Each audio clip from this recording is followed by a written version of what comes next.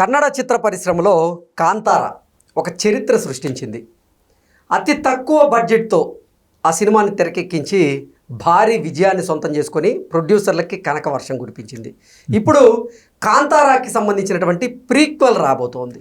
ఈ ప్రీక్వెల్కి సంబంధించినటువంటి trailer release అయినటువంటి నేపథ్యంలో ఈ ట్రైలర్ రివ్యూ ఏంటనేది మనం పూర్తి స్థాయిలో విశ్లేషణ చేసుకుందాం. ప్రస్తుతం మనతో పాటున్నారు ప్రముఖ సినీ విశ్లేషకులు, ప్రముఖ సీనియర్ జర్నలిస్ట్ ధీరజ్ అప్పాజీ గారు. సార్తో మాట్లాడదాం. సార్ నమస్తే. సార్ నమస్తే కృష్ణ. కాంతార అతి చిన్న సినిమాగా వచ్చి భారీ విజయాన్ని నమోదు చేసుకుంది. అవును, ఇప్పుడు కాంతారాకి సంబంధించి ప్రీక్వెల్ రాబోతోంది. దానికి సంబంధించినటువంటి ట్రైలర్ రీసెంట్గా రిలీజ్ అయింది. అవును, ఆ ట్రైలర్ ఎలా ఉంది సార్? ఎక్స్ట్రాడినరీగా ఉంది. ఒక మాటలో చెప్పాలంటే సార్, ఏదైతే కాంతారా సినిమాతో ఈ సినిమాకి ఈ ప్రీక్వెల్కి అంచనాలు పెరిగాయో అంచనాలను అందుకునేలాగా, అంచనాలను ఇంకా పెంచేలాగా ఉందని మనం చెప్పొచ్చు. ఓకే, లుక్ విషయంలో చూసుకుంటే సార్ చాలా భిన్నంగా ఉంది. అవును, అంటే రిషబ్ శెట్టిని అసలు ఆయన లుక్ చాలా స్టన్నింగ్ గా అనిపిస్తుంది. అవునవును, చాలా మందికి కూడా ఆసక్తి రేకెచ్చించేలాగా ఉంది. దానికి తోడు ఏంటంటే హైప్స్ పెరిగిపోతుంది. అవును, ఏంటి సార్ సినిమా మొత్తంగా ఎలా ఉండేటువంటి అవకాశం? దానికి తోడు స్వయంగా ఎన్టీఆర్ ప్రీ రిలీజ్ ఈవెంట్కి గెస్ట్గా రావడం ఎగ్జాక్ట్లీ కదా, అది మామూలు చిన్న విషయం కాదు కదా. ఆయన నొప్పితో బాధపడుతున్నప్పటికీ ఆయన వచ్చి మాట్లాడడం కూడా, నాకు కొంచెం హెల్త్ ఇష్యూస్ ఉన్నాయి, అదే కొంచెం ఇబ్బందిగా ఉంది, నేను రానని చెప్పొచ్చు. అవును, కానీ పనిగట్టుకొని వచ్చి ఆ సినిమా పార్టిసిపేట్ చేసి ఆ సినిమాకి హైప్ పెరగడానికి ఆయన పరోక్షంగా దోహదపడ్డాడు. కాబట్టి డెఫినెట్గా ఈ కాంతారాని మించేలాగా కాంతారా ప్రీక్వెల్ ఉంటుందని చెప్పి మనం అనుకోవచ్చు. సార్ కాంతారా ప్రీక్వెల్కి సంబంధించినటువంటి ఆ ట్రైలర్ ప్లస్ పాయింట్స్ ఏంటి, మైనస్ పాయింట్స్ ఏంటి సార్? మైనస్ పాయింట్స్ పెద్దగా ఏం లేవు. అంటే ఇప్పుడు ఈ ఏదైతే ఒక స్పిరిచువాలిటీని మిళితం చేసి తీస్తున్న సినిమాలన్నిటికీ కూడా జనాలు పట్టం కడుతున్నారు. మిరాయి కూడా అటువంటి మ్యాజిక్ తోటి పురాణాలు, ఇతిహాసాలకు సంబంధించిన. కాబట్టి ఇందులో దాన్ని బాగా, అంటే కాంతారాలోనూ ఉంది, ఇప్పుడు ఇందులో ఆ డివోషనల్ టచ్ ఎక్కువ ఉంది కాబట్టి ఇప్పుడు ఆ ట్రెండ్ ఎక్కువ నడుస్తుంది. కాబట్టి ఇప్పుడు అందుకనే కదా ఇప్పుడు రామాయణం లాంటి సినిమాని 4,000 కోట్లతో తెరకెక్కిస్తున్నామని చెప్పి అంటున్నారు. అంటే జనాల మూడు ఈ రొటీన్ సినిమాలు చూసి చూసి చూసి బోరు కొట్టేసింది.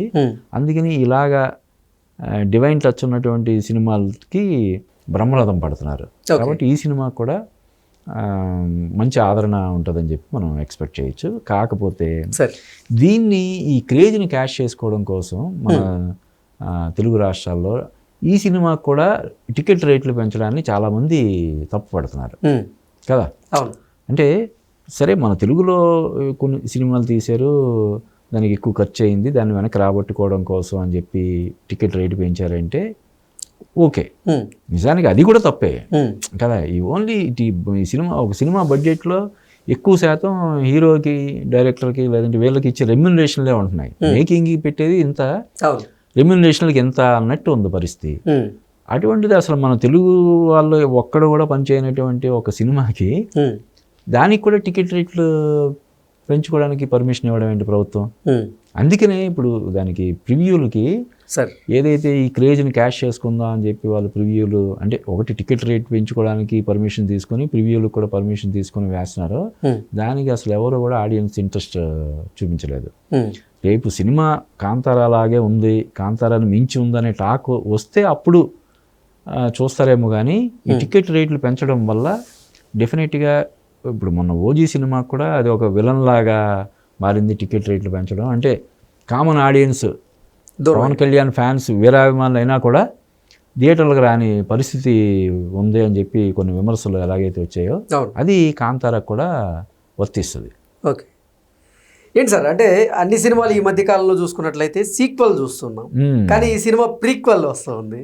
అవునా, కథ ఎలా ఉండేటువంటి అవకాశం ఉందంటే, అంటే జనరల్గా ఒక సినిమా హిట్ అయిన తర్వాత దానికి కొనసాగింపుగా వస్తే బాగుంటుందనేది చాలా రోజులుగా నడుస్తుంది కదా. బాహుబలి నుంచి పుష్ప, ఇప్పుడు కల్కి 2 ఇలాగ అన్నీ నడుస్తున్నాయి. కాబట్టి ఈయన ఏంటంటే సీక్వెల్ అంతా ఇప్పుడు మామూలు కొంచెం రొటీన్ అయింది కదా, దీనికి ప్రీక్వెల్ అని చెప్పి ప్రీక్వెల్ చేస్తున్నాడు. అయితే నేను ఇదే మొదటిదేమో అనుకున్నాను, కానీ కన్నడలో అంతకుముందు ఒక 2-3 ఇలాగ వచ్చినాయంట హిట్ అయిన సినిమాలకి ప్రీక్వెల్స్ తీయడం అనేది.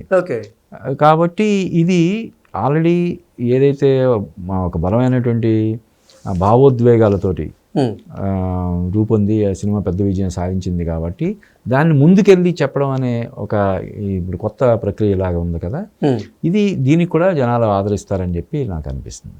ఓకే, అంటే కాంతారాలో రిషబ్ శెట్టి గారి పాత్ర అంటే కాంతార పార్ట్ 1, ఇదేమో ప్రీక్వెల్.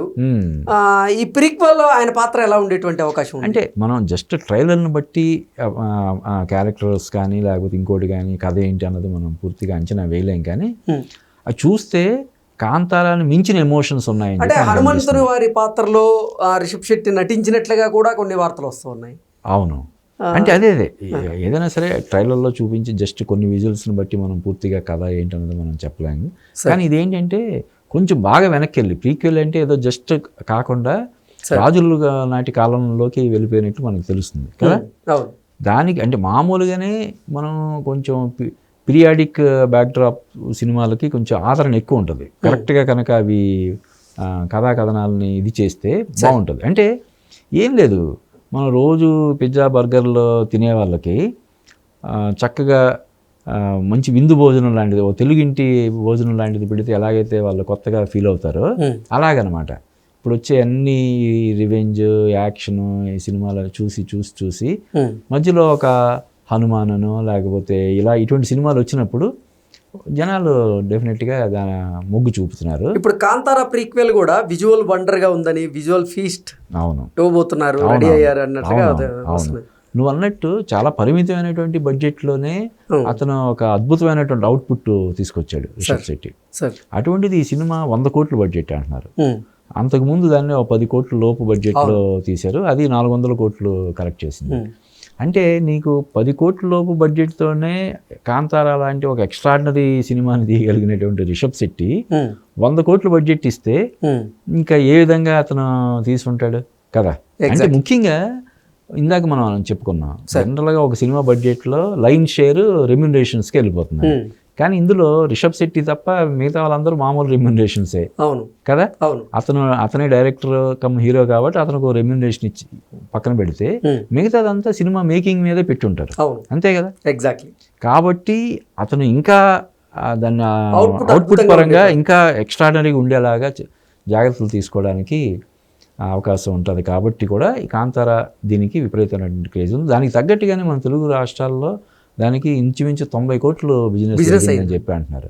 అంటే ఒక డబ్బింగ్ సినిమా అంటే మన ఇప్పుడు ఈ జిఎస్టీ అది వచ్చిన తర్వాత డబ్బింగ్ పాన్ ఇండియా కల్చర్ వచ్చిన తర్వాత డబ్బింగ్ అని మనం పర్టికులర్గా చెప్పాల్సిన అవసరం లేదు. కానీ ఒక రిషబ్ శెట్టి తప్ప ఎవరూ తెలియనటువంటి ఒక సినిమాకి 90 కోట్లు బిజినెస్ అవ్వడం అంటే అది కాంతారాకు ఉన్నటువంటి క్రేజ్కి అదొక నిదర్శనం లాగా మనం చెప్పొచ్చు. ఓకే, అంటే బ్రేక్ ఈవెన్ అవ్వాలంటే ఖచ్చితంగా 100 కోట్లు ఇంకా ఎక్కువ కలెక్ట్ చేయాలి. 90 కోట్లే బిజినెస్ అయిందంటే ఇంచుమించు అదే ఇంచుమించు 150 కోట్లు బిజినెస్ అయితే కానీ 90 కోట్లు రాదు కదా. ఎగ్జాక్ట్లీ. జిఎస్టీ ఇవన్నీ రెంటల్స్ అన్ని కట్ చేసుకుంటే కదా వచ్చేది నెట్ 90 కోట్ల పైన రావాలి.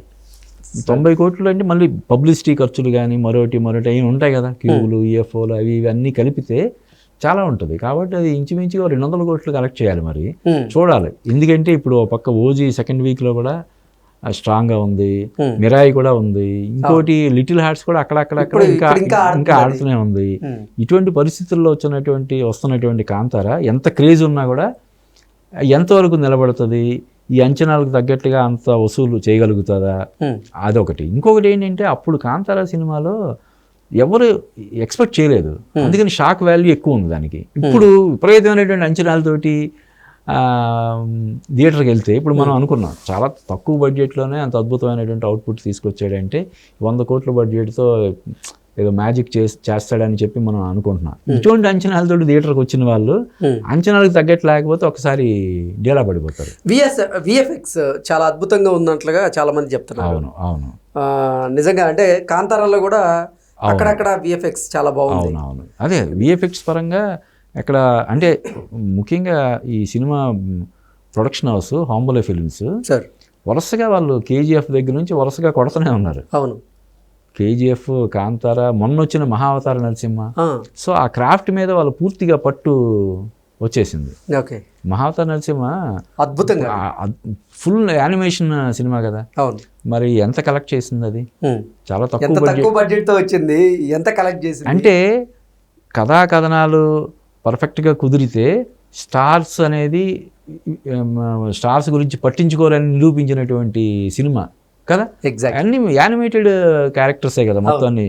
ఆ ప్రహ్లాదుడు కానీ వీళ్ళందరూ కూడా ఇదే, హిరణ్యకశిపుడు అందరూ యానిమేటెడ్ ఇదే కదా. అయినా సరే జనాలు బ్రహ్మాండంగా ఎంజాయ్ చేశారు.